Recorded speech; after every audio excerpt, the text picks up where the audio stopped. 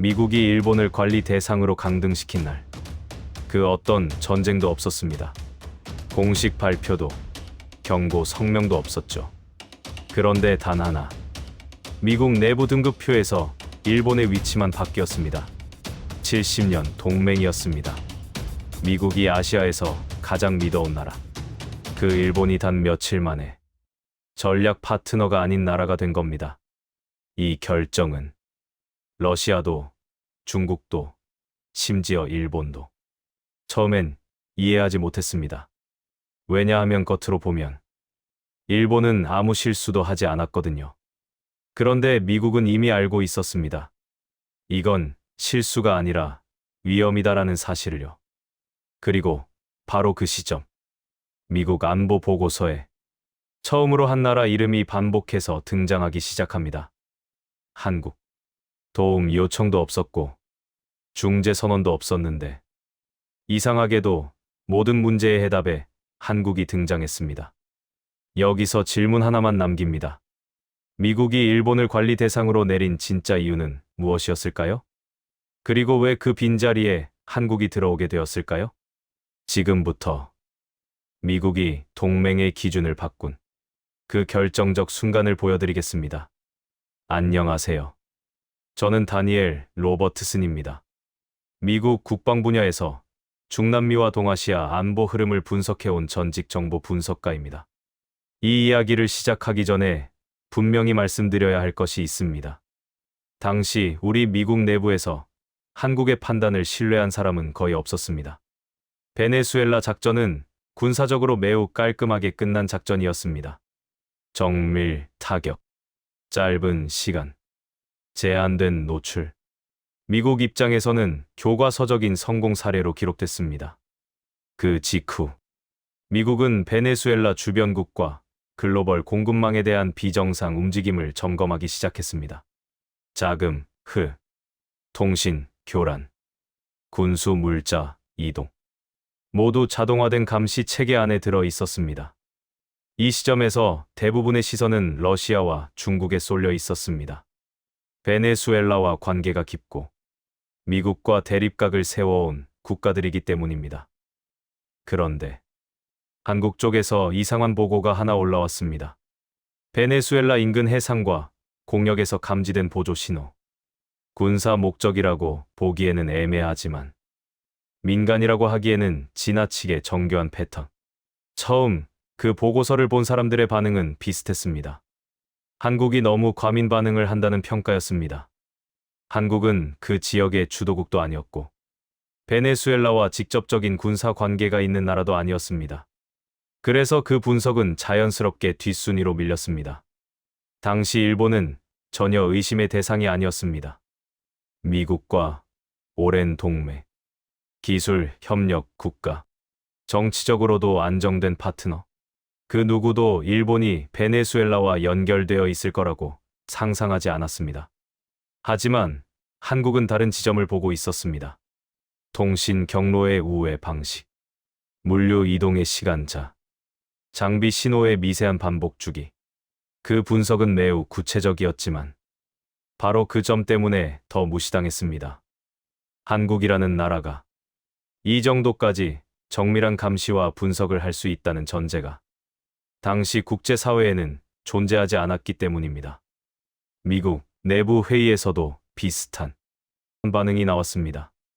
그건 단순한 노이즈다. 베네수엘라, 잔존 세력의 혼란일 가능성이 크다. 일본이 연관됐다는 가설은 과하다. 그렇게 한국의 보고는 조용히 묻히는 듯 보였습니다. 하지만 한국은 멈추지 않았습니다. 추가 데이터를 모았습니다. 하루 단위가 아니라 분 단위로 흐름을 쪼갰습니다. 그리고 그 과정에서 다른 나라들이 전혀 보지 못한 공통점을 발견하기 시작했습니다. 그 공통점이 무엇이었는지는 아직 이 단계에서는 드러나지 않습니다. 다만 분명한 건 그 순간부터 미국과 일본과 베네수엘라를 잇는 보이지 않는 선이 한국의 분석 안에서 처음으로 형태를 갖추기 시작했다는 사실입니다. 그때까지도 아무도 믿지 않았습니다. 한국이 발견한 것이 국제 질서를 흔들 수 있는 단서라는 사실을. 그리고 그 단서를 끝까지 붙잡고 있는 유일한 나라가 한국이라는 점을 말입니다. 이 이야기는 바로 그 무시에서 시작됩니다. 처음 한국의 보고가 무시된 이후에도 상황은 조용하지 않았습니다. 베네수엘라 인근 해역과 공역에서는 설명되지 않는 신호가 계속 감지됐고, 미국 내부 감시 체계에도 미세한 불일치가 반복적으로 기록되기 시작했습니다. 흥미로운 점은 그 패턴이 일정하다는 사실이었습니다. 무작위가 아니라 주기성이 있었고, 통신 지연과 신호 증폭이 정확히 같은 간격으로 되풀이되고 있었습니다. 이상 현상이 발생한 지점과 시간대를 겹쳐놓자 하나의 흐름이 보이기 시작했습니다. 그 흐름은 미국이 베네수엘라를 타격한 이후에만 나타났고, 작전 이전에는 존재하지 않았던 형태였습니다. 미국 쪽 분석팀은 처음에 이를 단순한 환경 변수로 분류했습니다. 열대 해역의 기상 변화, 노후된 민간 장비, 잔존, 세력의 혼선, 이런 설명들이 붙었습니다. 하지만 한국은 전혀 다른 접근을 하고 있었습니다. 한국 분석팀은 신호의 세기보다 반응 시간을 먼저 봤습니다. 신호 발생 이후 시스템이 반응하는 데 걸린 평균 시간이 2.7초. 같은 구간에서 반복 측정했을 때 오차는 0.3초 이내. 이 수치는 단순한 민간 통신으로는 설명이 어려웠습니다. 특히 같은 시간대에 일본 상선과 외국 화물선이 지나갈 때 신호 패턴이 미세하게 변하는 현상이 포착됐습니다. 이 분석 결과가 다시 미국 측에 전달됐을 때 회의실의 반응은 냉담했습니다. 일본이 그런 일에 연루될 이유가 없다는 전제가 너무 강했기 때문입니다. 일본은 미국의 핵심 동맹이었고, 베네수엘라와는 공식적인 군사 협력 관계가 없었습니다. 그렇기 때문에 한국의 분석은 정치적으로도 받아들이기 어려운 내용이었습니다. 그럼에도 한국은 물러서지 않았습니다. 이번에는 신호의 이동 거리와 반사각을 계산했습니다. 최대 반사 거리 260km. 적어도 구간에서 신호 손실률 10% 이하. 이 수치가 의미하는 바는 분명했습니다. 누군가 의도적으로 설계된 중계 구조를 사용하고 있다는 뜻이었습니다. 자연 발생이나 임시 장비로는 구현하기 어려운 수준이었기 때문입니다. 미국 내부에서는 다시 오류 가능성이 제기됐습니다. 측정 장비 보정 문제, 데이터 중복 수집, 알고리즘 현황. 그래서 세 번째 검증이 진행됐습니다. 미국 시스템과 별개로 다른 동맹국의 자료와 교차 확인이 이루어졌습니다. 결과는 같았습니다. 신호의 주기, 반응, 시간, 반사 거리 모두 일치했습니다. 이 시점부터 분위기가 달라졌습니다. 회의실에서 더 이상 한국의 분석을 가볍게 넘기는 사람은 없었습니다. 일본 쪽 자료와 나란히 놓고 비교하자 특정 장비 운용 시간대와 베네수엘라 인근 신호 발생 시간이 겹친다는 사실도 드러났습니다. 아직 누구도 단정하지는 않았습니다. 하지만 하나는 분명해졌습니다. 이 현상은 우연이 아니며 누군가 의도적으로 개입하고 있다는 점이었습니다. 그리고 그 의도를 가장 먼저 포착한 나라가 바로 한국이었습니다. 여전히 많은 사람들은 믿지 않았습니다. 한국이 이런 정밀한 추적과 분석을 해낼 수 있다는 사실 자체를 말입니다. 하지만 수치는 계속 쌓였고 기록은 하나의 방향을 가리키기 시작했습니다. 이제 문제는 누가 왜 이런 위험한 움직임을 감추고 있었느냐는 것이었습니다. 그 답은 아직 드러나지 않았습니다. 다만 이 단계에서 분명해진 것은 한국이 단순한 관찰자가 아니라 이 사건의 흐름을 바꾸는 중심으로 들어오고 있다는 사실이었습니다. 수치가 반복해서 같은 방향을 가리키자 미국 내부에서도 더 이상 외면하기 어려운 분위기가 형성되었습니다. 베네수엘라 인근에서 포착된 신호의 성격은 단순한 통신 보도가 아니었고 작전 이후에만 활성화되는 특징을 보였습니다. 한국 분석팀은 신호의 발생 시점을 기준으로 전후 30분 단위로 데이터를 나눠 비교했습니다. 그 결과 일정한 공백과 집중 구간이 나타났습니다. 신호 증폭이 시작되는데 걸린 평균 시간 2.9초. 중계 구간을 통과한 뒤 지연 5차 평균 4.2초. 이 수치는 우연으로 설명하기 어려웠습니다. 특히 같은 시간대에 특정 해상 항로를 지나는 선박이 있을 때만 패턴이 완성되는 점이 눈에 띄었습니다. 문제는 그 항로였습니다. 베네수엘라와 직접 연결되지 않으면서 미국의 감시망을 피해 우회할 수 있는 경로, 그리고 그 경로를 가장 자주 이용하는 나라. 그 이름이 처음으로 내부 문서에 등장했습니다. 일본이었습니다. 이 지점에서 회의는 잠시 멈췄습니다. 누구도 그 이름을 크게 말하지 않았지만 모두가 같은 생각을 하고 있었습니다. 일본은 미국의 핵심 동맹이었고 베네수엘라를 공개적으로 돕는다는 것은 상식 밖의 행동이었습니다. 그래서 다시 오류 가능성이 제기되었습니다. 한국 쪽 자료가 과도하게 해석된 것 아니냐는 의견, 신호의 주기성이 통계 착시일 수 있다는 주장, 정치적 전제가 분석을 왜곡했을 가능성. 하지만 한국은 한 단계 더 나아갔습니다. 이번에는 신호의 방향성과 반사 각도를 계산했습니다. 최대 반사 각도 62도, 적어도 반사 효율 87%. 이 수치는 민간 장비나 임시 중계로는 구현하기 어려운 영역이었습니다. 미국 쪽에서도 재확인을 요청했습니다. 다른 동맹국의 관측 자료, 독립된 위성 기록, 해상 감시 로그, 모든 자료가 같은 결론으로 수렴했습니다. 베네수엘라를 돕는 보조 체계가 존재하고 그 체계는 고도의 설계와 안정성을 갖추고 있었으며 그 운용 흔적이 일본의 해상 활동과 겹친다는 점이었습니다. 이쯤 되자 분위기는 완전히 달라졌습니다. 처음 한국을 얕보던 시선은 사라졌고 대신 왜 한국만 이걸 보고 있었는지에 대한 질문이 나오기 시작했습니다. 한국은 왜 이걸 놓치지 않았는가? 왜 다른 나라들은 보지 못했는가? 답은 단순했습니다. 한국은 위협을 전제로 시스템을 설계해온 나라였기 때문입니다. 오차를 허용하지 않는 환경, 미세한 이상도 적대적 가능성으로 분류하는 기준. 그 기준이 이번 사태에서 결정적인 역할을 했습니다. 여전히 공개적으로 일본의 이름을 거론하는 사람은 없었습니다. 하지만 내부 보고서의 어조는 분명히 바뀌어 있었습니다. 우연이라는 단어는 사라졌고 의도라는 표현이 처음으로 등장했습니다. 이제 남은 문제는 하나였습니다. 이 보조 체계의 정체가 무엇이며 어디까지 개입하고 있었느냐는 점이었습니다.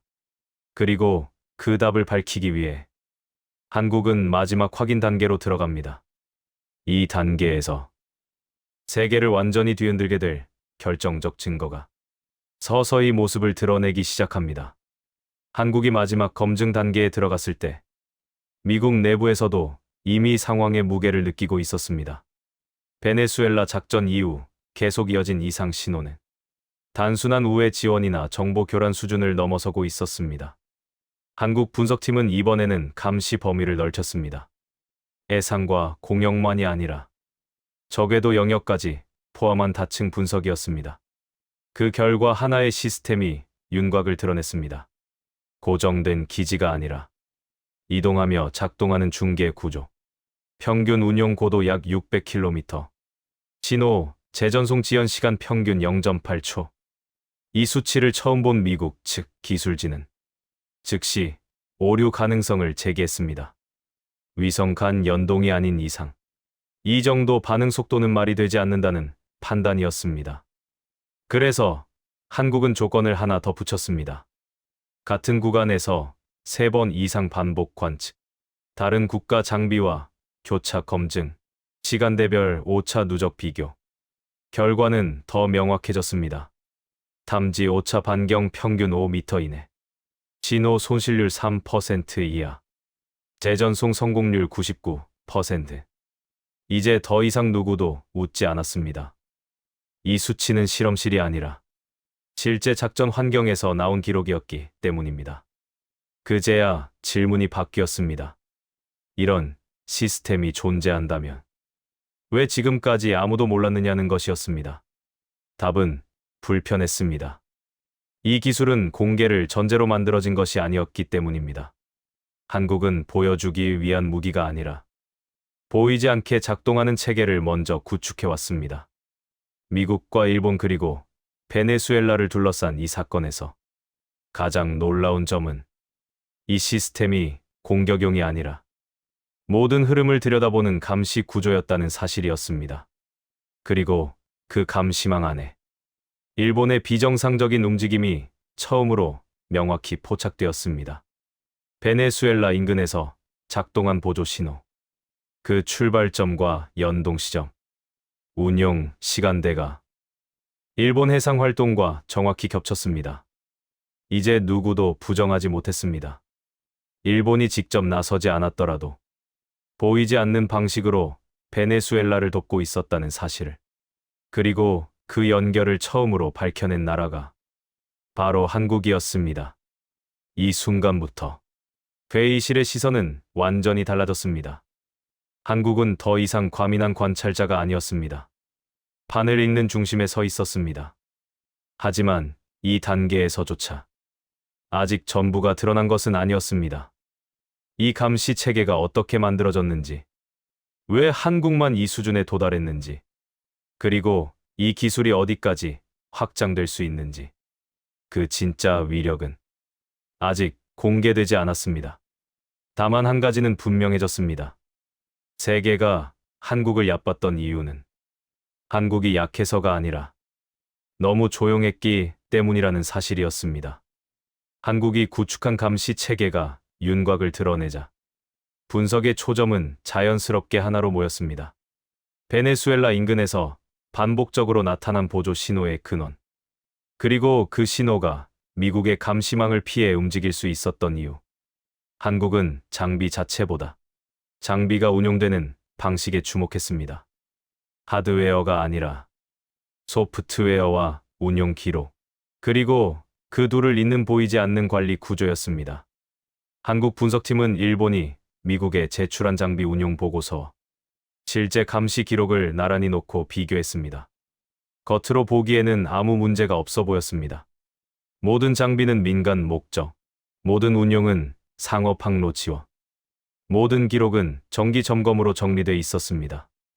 하지만 수치를 쪼개자 다른 그림이 나타났습니다. 일본 장비 일부에서만 나타나는 비정상적인 업데이트 주기, 평균 30일 주기로 이루어져야 할 소프트웨어 점검이 특정 시점에서는 사흘 간격으로 반복되고 있었습니다. 이상했던 점은 그 시점이 모두 미국의 베네수엘라 관련 작전 직후와 겹친다는 사실이었습니다. 한국은 해당 업데이트가 무엇을 바꾸는지 역추적했습니다. 결과는 충격적이었습니다. 탐지 범위는 그대로 유지한 채 신호, 재전송 우선순위만 조정하는 숨겨진 설정. 이 설정이 활성화되면 특정 지역의 신호가 다른 감시망보다 먼저 처리되고 미국 시스템에는 단순한 지연으로만 기록됐습니다. 수치로 확인됐습니다. 재전송 지연 평균 0.8초, 우회 중계 성공률 98%, 신호 손실률 5% 이하. 이건 우연이 아니었습니다. 의도적으로 설계된 기능이었습니다. 더 중요한 사실은 이 기능이 미국 측에는 보고되지 않았다는 점이었습니다. 일본이 제출한 문서에는 해당 설정 항목 자체가 존재하지 않았습니다. 한국은 여기서 멈추지 않았습니다. 이번에는 물류 기록을 대조했습니다.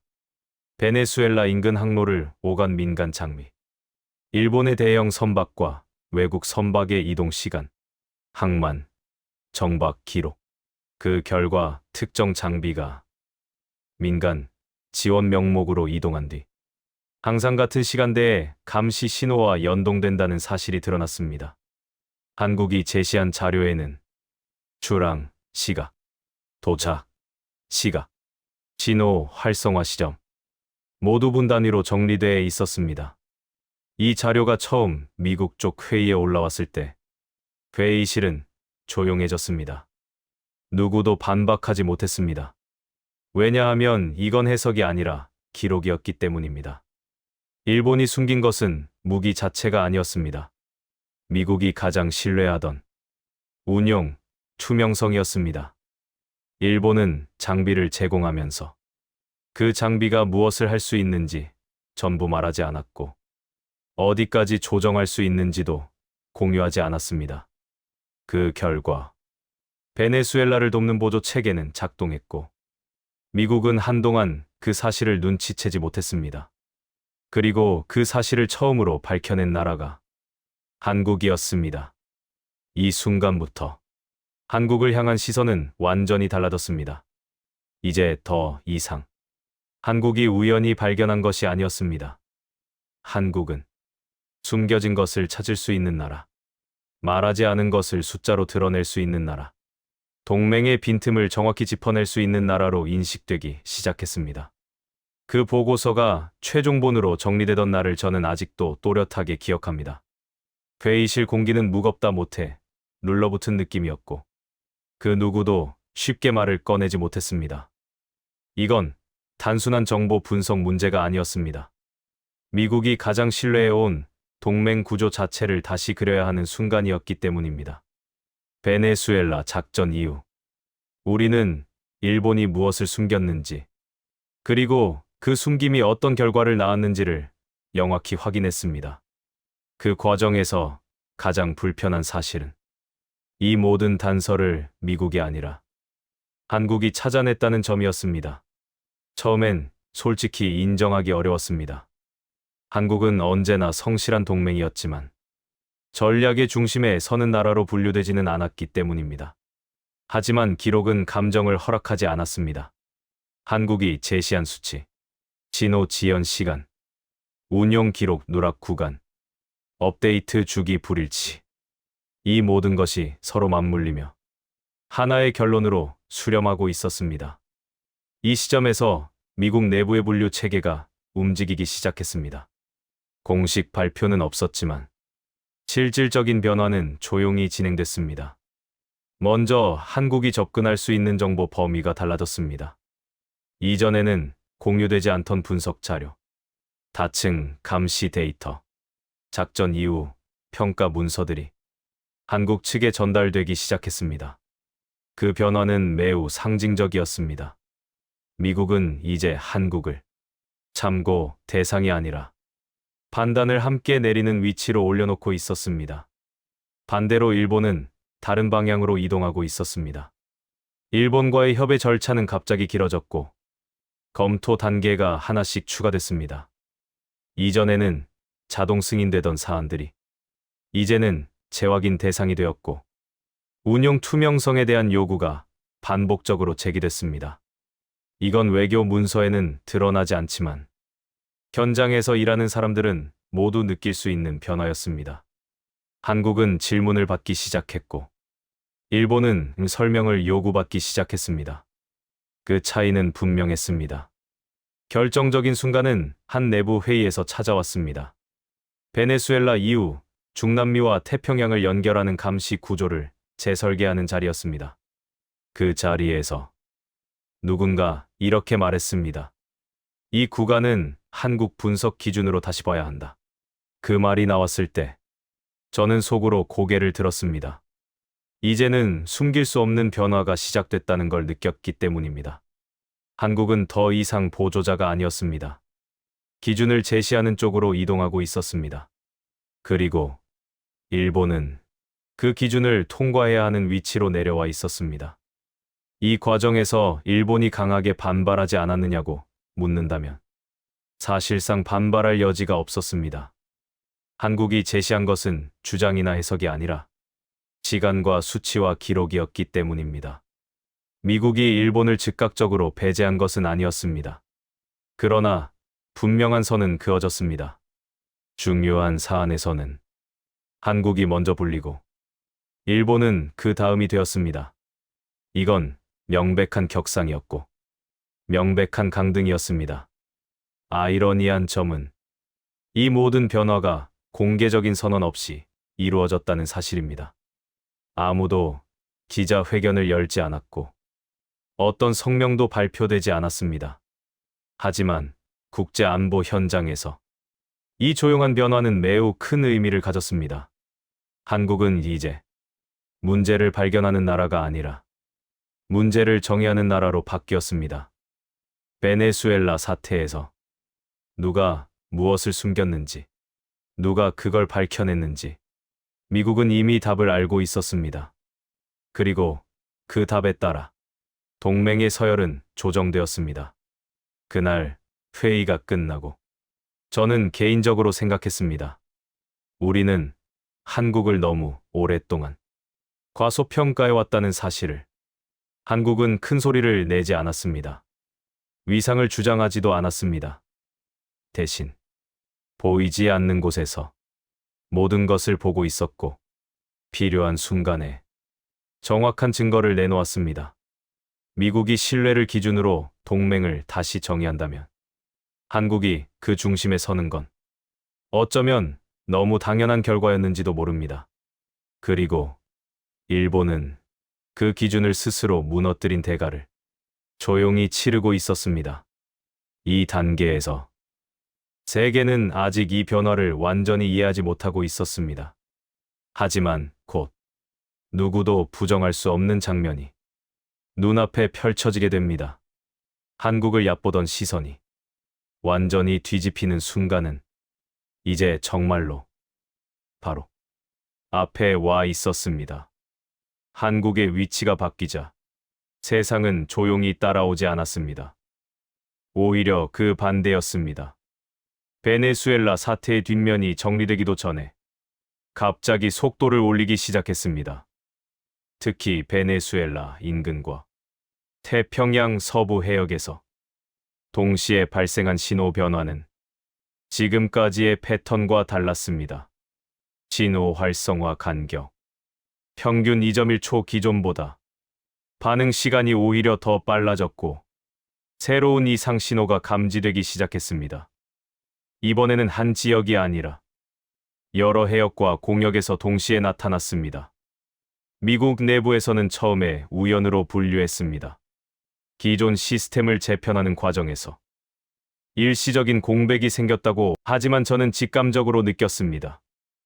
이건 단순한 공백이 아니라 누군가 일부러 만들어낸 틈이라는 것을.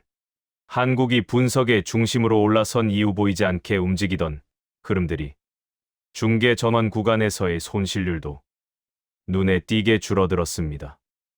이건 명백한 조정의 흔적이었습니다. 누군가가 한국의 분석을 의식하고 시스템을 다시 손보고 있다는 의미였습니다. 회의실 분위기는 급격히 변했습니다. 이제는 단순한 은폐 문제가 아니라 의도적인 대응 국면으로 접어들고 있었기 때문입니다. 더 심각했던 건 이 변화가 일본 쪽 장비와 다시 연결되기 시작했다는 점이었습니다. 한국이 밝혀낸 숨겨진 설정들이 다른 형태로 재구성되어 나타났고 그 과정에서 일부 기록이 의도적으로 비워져 있었습니다. 미국 내부에서는 의견이 갈렸습니다. 이건 이미 끝난 문제라는 쪽과 아직 끝나지 않았다는 쪽. 저는 후자에 섰습니다. 왜냐하면 숫자가 말하고 있었기 때문입니다. 베네수엘라 작전 직후보다 지금의 신호 구조가 더 정교해져 있었고 더 위험해 보였습니다. 한국 분석팀도 같은 판단을 내렸습니다. 그리고 그 판단을 뒷받침하는 추가 자료를 제출했습니다. 신호 재배열 주기 평균 17분, 우회 경로 전환 성공률 99% 감시 회피 구간 지속 시간 최대 42분. 이 수치를 본 순간 회의실은 완전히 얼어붙었습니다. 이건 실험이 아니라 실전에서 쓰이고 있는 구조였기 때문입니다. 만약 이 상태가 계속된다면 판단했기 때문입니다. 미국의 감시망은 눈에 보이지 않는 방식으로 조금씩 무력화될 수 있었습니다. 그때 처음으로 위기 대응 단계가 논의되기 시작했습니다. 그리고 그 논의의 중심에는 다시 한국이 있었습니다. 아이러니하게도 한국이 이 사태를 발견했기 때문에 한국이 가장 위험한 위치에 서게 된 셈이었습니다. 누군가 이 구조를 설계했다면 가장 먼저 제거하고 싶은 대상은 이걸 꿰뚫어 본 분석자일 것이기 때문입니다. 저는 그날 밤 잠을 거의 이루지 못했습니다. 한국이 맞다면, 그리고 우리가 지금 대응하지 못한다면, 이건 단순한 외교 문제를 넘어 실제 안보 위기로 번질 가능성이 컸습니다. 그리고 그 위기의 끝에는 선택지가 많지 않았습니다. 한국의 분석을 전면에 세울 것인가? 아니면 아직도 남아있는 동맹의 이름을 지킬 것인가? 이 선택은 단순한 국가 간 감정 문제가 아니었습니다. 미국의 눈과 귀를 누구에게 맡길 것인가에 대한 결정이었습니다. 그 순간부터 이 사태는 더 이상 조용한 재편이 아니었습니다. 누군가는 이 흐름을 멈추려 하고 있었고, 누군가는 끝까지 밀어붙이려 하고 있었습니다. 그리고 그 한가운데에서 한국은 더 이상 물러설 수 없는 위치에 서 있었습니다. 이제 다음 단계는 이 위기를 끝낼 수 있는지, 아니면 더 큰 혼란으로 이어질지, 그 갈림길로 향하고 있었습니다. 이야기는 가장 위험한 지점으로 천천히 진입하고 있었습니다. 위기는 더 이상 숨길 수 없는 지점까지 치달았습니다. 여러 해역에서 동시에 발생한 신호 교란이 하나의 흐름으로 연결되기 시작했고, 그 중심에 있던 구조는 더 이상 실험 단계가 아니었습니다. 미국 내부에서는 처음으로 실제 작전 중단 가능성이 언급되었습니다. 감시 반응 시간 평균 4초 지연 자동 보정 실패 확률 급증 통합 상황 화면에서 발생한 비가시 구간. 이 수치들은 전면 대응이 필요하다는 신호였습니다. 그 순간 한국 분석팀이 최종 보고를 제출했습니다. 그들은 지금까지 흩어져 있던 모든 신호를 하나의 구조로 재조합했고, 누가 무엇을 숨겼는지, 어디서부터 왜곡이 시작됐는지를 정확히 짚어냈습니다. 그리고 그 결론은 회의실을 완전히 침묵시켰습니다. 일본이 베네수엘라를 직접 돕는 방식이 아니라 미국 시스템 안에 남아있던 구형 연동 규격과 예외 처리 코드를 이용해 베네수엘라 쪽 장비가 감시를 피할 수 있도록 우회 통로를 유지하고 있었다는 사실이 명확하게 드러났기 때문입니다. 의도적 누락 비활성으로 위장된 설정 점검 대상에서 빠져있던 보조 모듈. 모든 것이 한국의 재분석으로 한 줄씩 연결되었습니다. 미국은 더 이상 망설이지 않았습니다. 그날 바로 미국은 한국을 단순한 정보 협력국이 아니라 감시와 분석 구조의 공동 설계자로 격상시켰습니다. 한국이 제시한 기준이 미국의 기준이 되었고, 한국이 승인한 구조만이 작전에 반영되기 시작했습니다. 반대로 일본은 즉시 분리되었습니다. 일본산 장비는 전수 재검증 대상이 되었고, 일부 협력 권한은 자동 중단되었습니다. 이건 공개적인 단절이 아니었지만 실질적인 강등이었습니다. 명목상 동맹은 유지됐지만 결정 구조에서 일본은 빠졌고, 접근 권한은 단계적으로 제한되었습니다. 회의실에서 누군가 조용히 말했습니다. 이제 우리는 누구와 함께 움직이는지 분명히 알게 됐군. 그 말의 의미를 모두가 이해하고 있었습니다. 한국은 위기의 원인을 밝힌 나라였고, 해결의 기준을 제시한 나라였으며, 마지막까지 책임을 진 나라였습니다. 베네수엘라 사태는 그렇게 마무리되었습니다. 조용히 그러나 완벽하게 며칠 뒤 공식 보고서가 정리됐고, 미국 내부 문서에는 이 문장이 남았습니다. 한국은 감시 대상이 아니라 감시를 설계하는 국가다. 그 문장을 읽으며 저는 확신했습니다. 이건 일시적인 평가가 아니라 질서가 바뀌는 순간이라는 것을. 일본은 그 변화를 받아들이지 못한 채 과거의 위치에 머물렀고, 한국은 아무 말 없이 앞으로 나아가고 있었습니다. 세계는 뒤늦게 깨달았습니다. 작은 나라라고 생각했던 곳에 가장 정밀한 눈과 가장 빠른 판단과 가장 책임 있는 선택이 숨겨져 있었다는 사실을. 그리고 그날 이후 미국의 동맹을 설명하는 기준은 완전히 달라졌습니다. 누가 오래 함께했는지가 아니라 누가 끝까지 지켜냈는가. 그 질문의 답은 더 이상 논쟁거리가 아니었습니다. 한국은 증명했고, 미국은 선택했고, 세계는 인정했습니다. 조용히 일했고 끝까지 밝혔고 마지막까지 책임진 나라. 그 나라가 대한민국이었습니다.